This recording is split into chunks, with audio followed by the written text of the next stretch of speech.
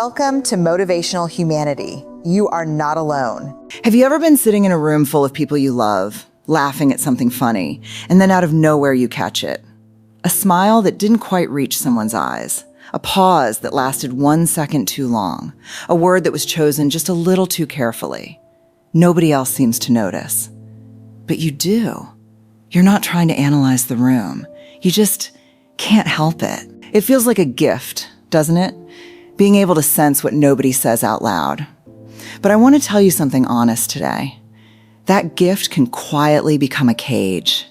There's an old story about a woman named Philomena, a lighthouse keeper's daughter, as the legend goes, who could read the weather in the ocean days before a storm ever touched shore. She'd warn the fishermen. She'd beg them to stay home. And every single time, they laughed her off and sailed anyway.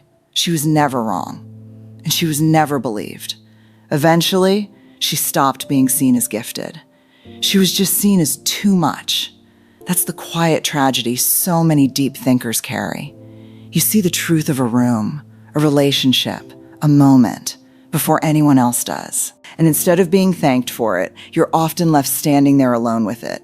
So today, I want to ask you something important. Are people like us destined to carry this weight forever? Or is there a way to hold this awareness without letting it hollow us out? I'm so glad you're here. Welcome back to Motivational Humanity. Today, we're going to gently unpack the psychology of the deep thinker, why your mind works the way it does, why it's exhausting you more than you realize, and, more than anything, what you can actually do about it starting tonight. If any part of what I'm about to say feels a little too familiar, stay with me until the end. There's a comment I want you to leave, and it might just be the thing someone else needs to read tonight. Here's what most people get wrong about deep thinkers. Society tends to hand us one of two labels. Either you're just naturally brilliant, or you overthink because you have too much free time. But developmental psychology tells a very different, much more tender story. Being hyperaware, constantly scanning, always 3 steps ahead in your head. This usually isn't a sign of intelligence. It's a sign of survival. Let's go back for a moment. Picture a child growing up in a home where love was real, but unpredictable. Maybe one parent's mood shifted like weather, warm and playful in the morning, cold and sharp by evening, and the child never knew which version was coming through the front door. To a small nervous system, that home doesn't feel safe. It feels like walking through a house where the floor might give way at any step, so the child adapts. Not because they choose to, but because they have to. Their brain quietly upgrades its own alarm system. It starts reading footsteps on the stairs. It starts reading the tightness in a jaw, the speed of a sentence, the silence after a question. Every tiny detail becomes data. Because if you can predict the storm, maybe you can survive it. Years pass. That child grows up, moves out, builds a life that is, by every measure, safe. But the nervous system never got the memo. It still scans. It still reads your partner's one-word text like it's a legal document. It still studies your manager's tone in a meeting for hidden meaning. The depth you carry today didn't start as wisdom. It started as a defense. And that defense comes at a cost because your brain never fully learned how to power down. There's a concept in neuroscience that explains this beautifully. The default mode network, or DMN. In most people, when they're actively focused, cooking, working, having a conversation, the brain's task-focused regions light up, and the DMN, the background wandering network, quiets down. And when the task ends, so does the noise. They rest, actually rest. But for a deep thinker, that background network rarely powers down. Your mind is like a phone with 40 tabs open, even while it's charging on the nightstand. You're lying in bed, body still, and your brain is replaying a conversation from 3 years ago, rehearsing an argument that hasn't happened yet, quietly interrogating the meaning of your own existence, at 1 a.m. for no invited reason at all. And here's the part that most people never explain to you. Your nervous system cannot always tell the difference between an imagined threat and a real one. So when you lie awake, rehearsing a relationship falling apart that hasn't actually happened, your body still floods with cortisol and adrenaline. Your heart still races. Your stomach still knots. You wake up exhausted, not from anything you did, but from everything your mind quietly rehearsed while your body was supposed to be resting. You are being worn down by thoughts that never even happened. Before we go further, if this kind of psychology genuinely helps you feel less alone, while you're cleaning, commuting, or lying in bed tonight, subscribe to Motivational Humanity and turn on notifications. We publish new episodes like this every single day because healing shouldn't happen alone. Now let's talk about what this constant inner alertness actually does to your everyday life. There are 3 patterns I see again and again in people who think this deeply. The first is internal self-censorship, the trap of rumination. There's a popular idea that the more you understand yourself, the faster you heal. But for a deep thinker, self-understanding can quietly turn into self-surveillance. Watch how most people process a hard feeling. Something hurts. They cry, they call a friend, they go for a walk, they let the wave move through them, and eventually it passes. But you? The moment sadness shows up, your brain doesn't let you feel it. It immediately starts dissecting it. Did I overreact? Is she actually upset with me? Or am I making this up? Why does something this small still hurt this much? Am I too sensitive? Without meaning to, you split into 2 people. One version of you is actually living the moment. The other is standing a few feet away with a clipboard, grading how you're handling it. And that split steals something precious from you. The ability to simply feel something without narrating it at the same time. You can't just cry. You can't just be happy. You're so busy interpreting the emotion that you never fully complete it. You know exactly where the wound is. But knowing isn't the same as healing.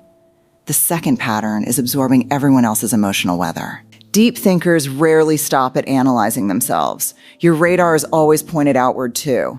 And this creates something psychologists sometimes call hyperempathy, a kind of empathy so fast and so automatic that it stops protecting you and starts costing you. Picture this. You're at the airport, exhausted, and the gate agent snaps at you over nothing, just short, cold, dismissive. A normal reaction might be a flash of irritation, maybe a sharp comment back. But your mind doesn't let you stay there. Within 3 seconds, it's already built the whole story. She's probably been yelled at by 12 people today. Her shift probably started before sunrise. Maybe something's wrong at home. And just like that, you've fully forgiven a stranger you'll never see again, while quietly swallowing the sting she left behind. You don't just understand people, you absorb them. You become the emotional shock absorber for every room you walk into, coworkers, family, even strangers, while rarely leaving yourself a single ounce of that same grace. You'll spend an hour understanding why someone hurt you and 0 minutes asking whether it was okay that they did. The third pattern is quietly stepping away from ordinary connection. Many deep thinkers describe feeling like outsiders during small talk, conversations about the weather, weekend plans, what someone had for lunch. It's easy to mistake this for arrogance, like you're above shallow conversation. But that's not what's actually happening. Your brain has simply been trained to run at a certain depth, always searching for meaning underneath the surface. Small talk doesn't give it enough to work with, so it feels hollow, even physically tiring to fake interest in. But here's the piece that gets missed. Small talk isn't meaningless. Biologically, it's how humans sync their nervous systems with each other before anything deeper is allowed to happen. Like 2 people quietly checking, are we safe with each other? Before the real conversation begins. When you opt out of it because it feels beneath you, you also accidentally opt out of the doorway into connection. And the cost isn't superiority, it's loneliness. A quiet, hard to explain ache of being surrounded by people and still feeling unseen. Now put all 3 of these together. A mind that never fully rests, a heart that absorbs everyone else's pain, and a life that slowly drifts away from ordinary connection. And depression stops being a risk. It becomes almost inevitable. For deep thinkers, depression rarely arrives as one dramatic event. It arrives as a slow leak. Constantly running high alert analysis in the background burns through the very brain chemicals, serotonin, dopamine, that are supposed to keep you feeling motivated and whole. That's why you can wake up fully aware of everything you need to do and still feel like your body physically cannot get out from under the blanket. That's not laziness. That is a nervous system that has been working overtime with no days off, finally shutting the lights out to protect itself. And here is the cruelest part of all. You're still painfully clear-headed while it's happening. You can name every emotion with precision. You understand the psychology behind your own trauma better than most therapists could explain it to you. But that insight doesn't rescue you, because your intellect was never the part that was broken. It's your body, your nervous system, your willpower that went quiet. You become a person holding a flawless diagnosis of yourself, with no strength left to treat it. But hear me clearly. You are not Philomena, doomed to warn the world and never be heard. You are not cursed. You are simply stuck in a pattern. And patterns, unlike curses, can be gently rewritten. You cannot think your way out of overthinking. That's like trying to untie a knot by pulling both ends tighter. What you need instead isn't a total transformation. You need 3 small, repeatable actions that slowly retrain your nervous system to trust that it's allowed to rest. Write it down and choose one small next step.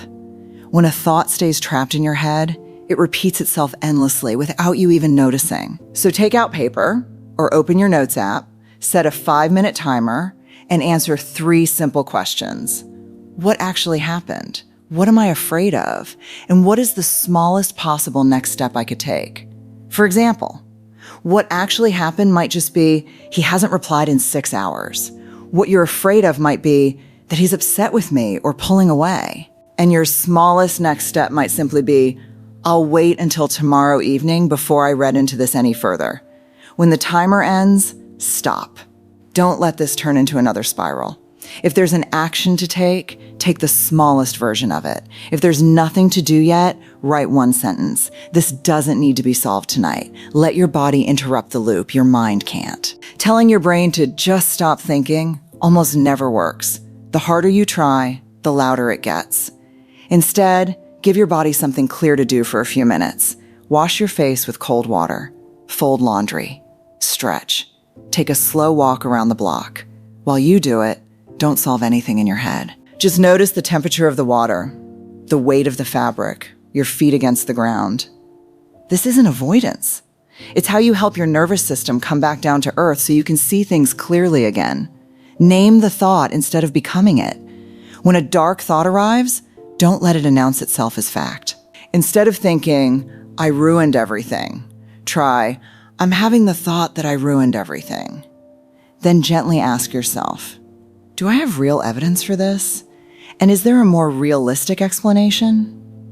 Maybe they didn't reply because they're upset. Maybe they're just exhausted, or their phone died, or life simply got in the way. You don't need to force positivity. You just need to stop treating your worst-case story as the only possible truth. A simple filter to carry with you. Whenever you catch yourself spiraling, ask, does this need action, a decision, or just time? If it needs action, take the smallest step now. If it needs a decision, set yourself a deadline. And if it just needs time, let yourself put it down. You are allowed to not resolve everything today. Your depth was never the problem. Your sensitivity was never a flaw. It's the very thing that lets you notice beauty other people walk straight past, understand people at a level most never reach, and feel life with a fullness that not everyone is given. But that gift only turns into a curse the moment you use it to interrogate every silence, every glance, every possible way you could get hurt, until you forget how to simply rest inside your own life. It's time to step outside the laboratory in your mind. Let yourself be wrong sometimes. Let yourself enjoy a conversation without dissecting it. Let yourself just be, instead of constantly studying how to be. If any part of this felt like I was describing you, I want you to do something for me right now. Type the words, I am reclaiming my peace in the comments below. Not because it's a trend, because somebody else scrolling through tonight, feeling exactly this alone, needs to see that they're not the only one. And if this found you at the right moment, stay close. Subscribe, share it with the person who needed it today, and I'll see you in the next one. I'm so glad you're here. I'll see you soon.